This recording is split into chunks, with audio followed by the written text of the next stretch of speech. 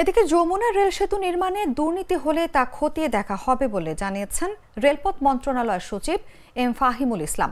মঙ্গলবার দুপুর 1:15টার দিকে যমুনা সেতু পশ্চিম সিরাজগঞ্জ সায়দাবাদ রেল স্টেশন এক সংবাদ সম্মেলনে তিনি কথা বলেন। রেল সেতুতে পণ্যবাহী ট্রেন চলাচল করায় এই অঞ্চলে ব্যবসা বাণিজ্যের প্রসার বাড়বে উল্লেখ করে তিনি বলেন, সেতুটি ডাবল ট্র্যাকের ডুয়েল গেজ হওয়ায় দুই পাশে থাকা ট্রেনকে আর দাঁড়িয়ে থাকতে হবে না। এসব সুবিধা থাকায় যমুনা সেতু পারাপারের প্রত্যেক ট্রেনের যাত্রীদের ভাড়া বাড়ানো হয়েছে।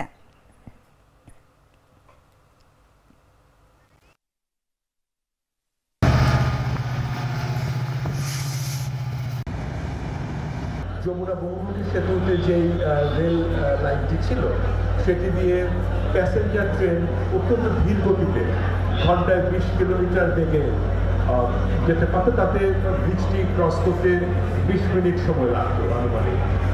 এই ডেডিকেটেড রেল ব্রিজ হওয়ার জন্য আসলে এই সময়টা কমে 3 মিনিটে চলে আসবে। এখানে আমরা 120 কিলোমিটার গতিতে আমরা ট্রেন চালাতে পারবো। এর মধ্যে আপনারা জানেন গত ফেব্রুয়ারি মাসের 12 তারিখ থেকে সিঙ্গেল লাইনে এই ডেডিকেটেড রেল ব্রিজের সিঙ্গেল লাইনে ট্রেন যাওয়া শুরু হয়েছিল।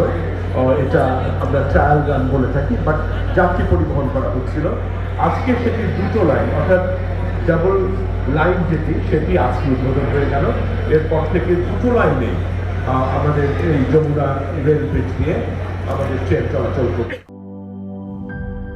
লিলি হালাল বিউটি সোপ, বিএসটিআই কর্তৃক সনদপ্রাপ্ত দেশের প্রথম হালাল বিউটি সোপ। দীপ্তিময় উজ্জ্বল ত্বকের জন্য।